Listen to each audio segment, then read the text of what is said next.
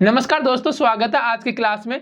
आज हम जो टॉपिक कवर करने वाले हैं वो है स्टॉक मार्केट बेसिक्स, जिसके अंदर जो टॉपिक कवर होंगे वो होंगे। सबसे पहला जो टॉपिक होगा हमारा वो होगा what is stock share. Stock share क्या होता है, ठीक है। टाइप ऑफ स्टॉक, स्टॉक्स कितने प्रकार के होते हैं, हाउ स्टॉक आर ट्रेडेड, एक स्टॉक को कैसे ट्रेड किया जाता है, और सबसे लास्ट में आपके जो भी डाउट्स होंगे क्लास से रिलेटेड उनको देखा जाएगा। तो चलिए वीडियो को शुरू करते हैं।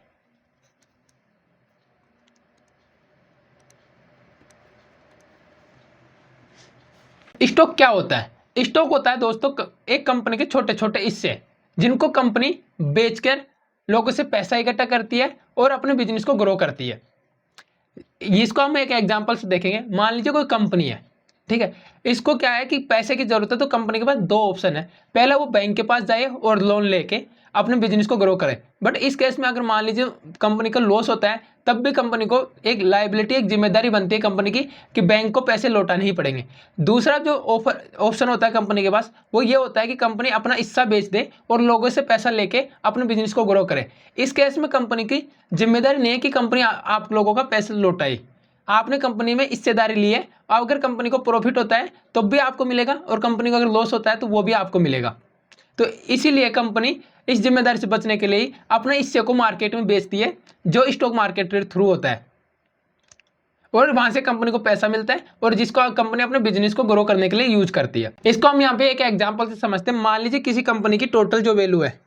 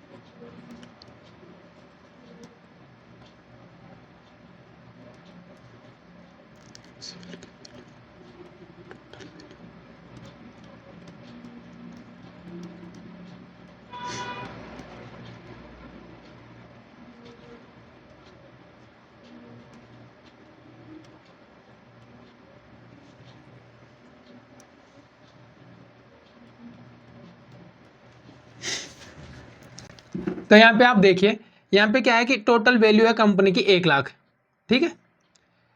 कंपनी ने जो शेयर इशू कर रखे हैं वो 1000 कर रखे हैं। तो यहाँ पे एक शेयर की जो वैल्यू है वो क्या होगी दोस्तों, टोटल वैल्यू में हम नंबर ऑफ शेयर जो इशू कर रखे हैं उससे डिवाइड कर देंगे, तो एक शेयर की वैल्यू हमें मिल गई 100। इसके बाद अगर हम इसको परसेंटेज में निकालते हैं, तो परसेंटेज में एक शेयर की वैल्यू टोटल वैल्यू इंटू 100 करते हैं, तो इसकी जो परसेंटेज वैल्यू निकल के आएगी 0.1%। आप इस कंपनी का अगर एक शेयर भी लेते हैं इस एग्जांपल में, तो आप उस कंपनी में 0.1% के मालिक बन जाते हैं। तो होने वाला 1%, 0.1% प्रॉफिट और लॉस आपका होगा अगर आप इस कंपनी में इन्वेस्टमेंट करते हैं। तो ये हो गए। अब नेक्स्ट हम देखते हैं कि स्टॉक कितने प्रकार के होते हैं, कौन कौन से होते हैं।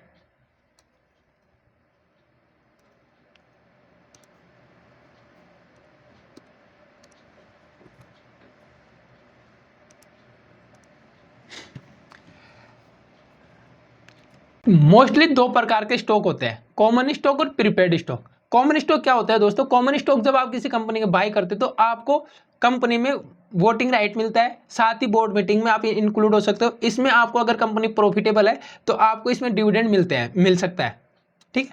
दूसरा, इसमें आपको रिस्क ज़्यादा होता है पर उसी के बदले रिवार्ड भी ज़्यादा होता है। दूसरे जो हमारे स्टॉक होते हैं वो होता है प्रीपेड स्टॉक। इसमें आपको एक फिक्स डिविडेंड मिलता है, इसमें आपको ओनरशिप मिलती है, बट आपको कंपनी में कोई बोर्ड मीटिंग या फिर वोटिंग राइट नहीं मिलता।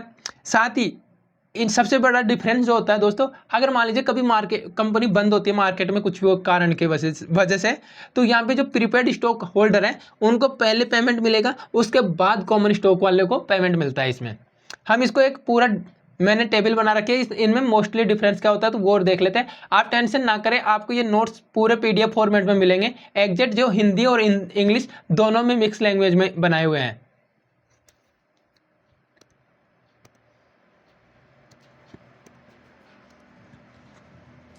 तो यहाँ पे हम डिफरेंस देखते हैं दोनों के बीच में कि डिफरेंस क्या क्या होता है। तो देखिए ओनरशिप राइट्स दोनों में मिलते हैं आपको, कॉमन स्टॉक में भी और प्रीपेड स्टॉक में भी। वोटिंग राइट आपको कॉमन स्टॉक में मिलता है, प्रीपेड स्टॉक में आपको वोटिंग राइट नहीं मिलता, जैसा मैंने अभी आपको बताया।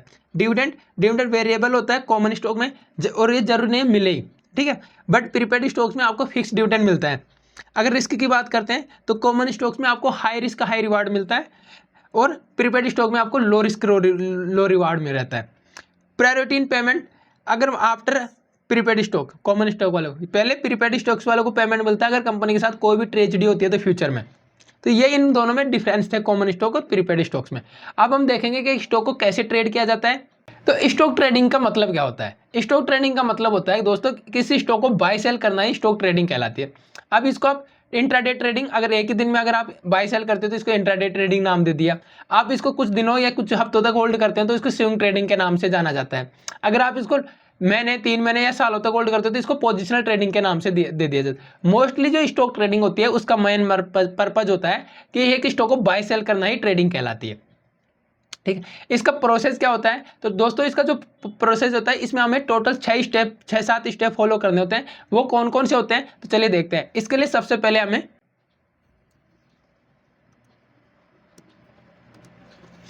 एक डीमैट अकाउंट और एक ट्रेडिंग अकाउंट की जरूरत पड़ती है। इसके लिए आप जीरोधा, ग्रो, एंजल वन ऐसे बहुत से प्लेटफॉर्म आपको मार्केट में मिल जाएंगे जहां पे आप आपका डीमैट अकाउंट और ट्रेडिंग अकाउंट खोल सकते हैं। इसके बाद आपको क्या करना है, आपने जैसे अकाउंट खोल लिया, ठीक है, आपको एक स्टॉक चूज करना है। मान लीजिए आपने स्टॉक चूज किया जिसकी प्राइस है 500 रुपये, ठीक है। अब आप इसको बाय करना चाहते हो स्टॉक को, तो आपको बाय ऑर्डर प्लेस करना होगा, ठीक है, बाय ऑर्डर लगाना होगा। अब यहाँ पे आपका जिस प्लेटफॉर्म पे आप हो, जैसे आप मान लो जरोधा पे हो या फिर एंजल वन पे हो, तो ये आपका ब्रोकर होता है। अब इसका काम स्टार्ट होगा जैसे ही आपने बाय ऑर्डर पे 500 रुपये पे आपने बाय ऑर्डर लगाया, तो ये एक सेलर ढूंढ के लाएगा आपके लिए, ठीक है। और ये एक सेलर ढूंढ के लाएगा जो उस स्टॉक को जिसको आपने 500 रुपये में बाय किया, तो दूसरा कोई सेल करने वाला होगा, तो ये सेलर ढूंढेगा। आप बायर हो गए, इसको बाय कर रहे हो तो, ठीक है। अब जैसे इसको सेलर मिल गया तो यहाँ पे ये इसका काम है आपके ऑर्डर को मैच कराएगा। जैसे ऑर्डर मैच होगा तो आपको, आपने जो शेयर किया बाय किया तो आपके ट्रेडिंग अकाउंट में आपको एक शेयर मिल जाएगा, ठीक है। और जो सेल किया है उसको उसके ट्रेडिंग अकाउंट में 500 रुपये मिल जाएंगे, ठीक है, RS 500 मिल जाएंगे। ये काम किसका है? आपके ब्रोकर का, जिस भी प्लेटफॉर्म के थ्रू आपने ये कर रहे हो। इसके बाद में आपका ये ट्रांजैक्शन कंप्लीट होता है, बट ये सेटलमेंट नहीं हुआ। अभी आपका ट्रेडिंग अकाउंट का काम कंप्लीट हो गया तो ये ट्रांजैक्शन हो गया, ठीक है, T। बट आपका डीमैट अकाउंट का प्रोसेस क्या होता है, ये सब चीजें आपके डीमैट अकाउंट में आएगा। मान लीजिए आपने तो बाय किया, तो आपके डीमैट अकाउंट में नेक्स्ट डे एक शेयर आ जाएगा, ठीक है।